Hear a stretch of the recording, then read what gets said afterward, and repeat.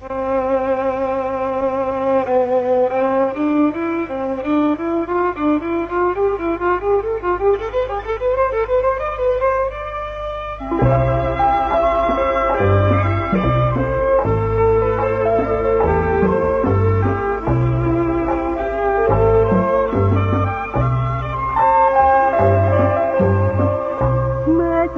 រឡាំងប្រជាងងឹតធ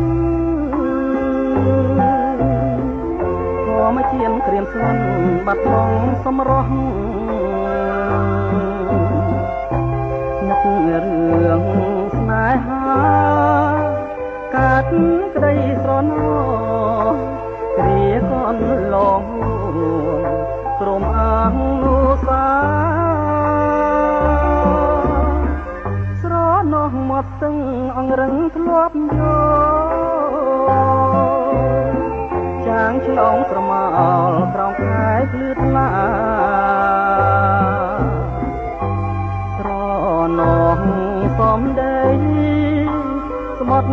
ស្បែកសញ្ចាថាស្មងស្នេហាលុត្រាសង្ស័យ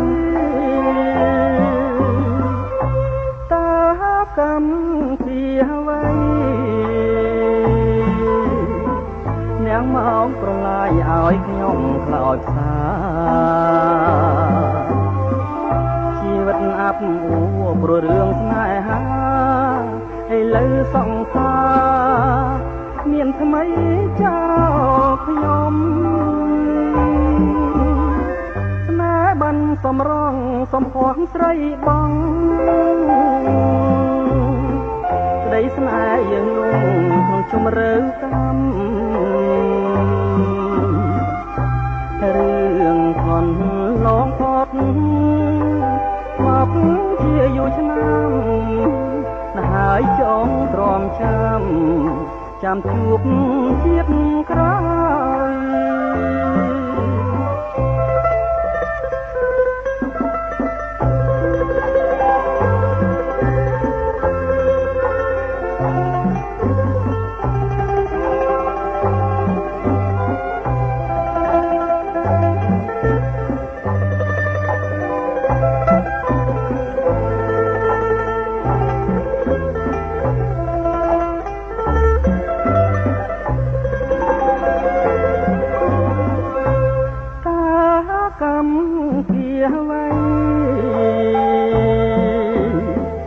នាងមកប្រឡាយឲ្យខ្ញុំខ្លោចផ្សា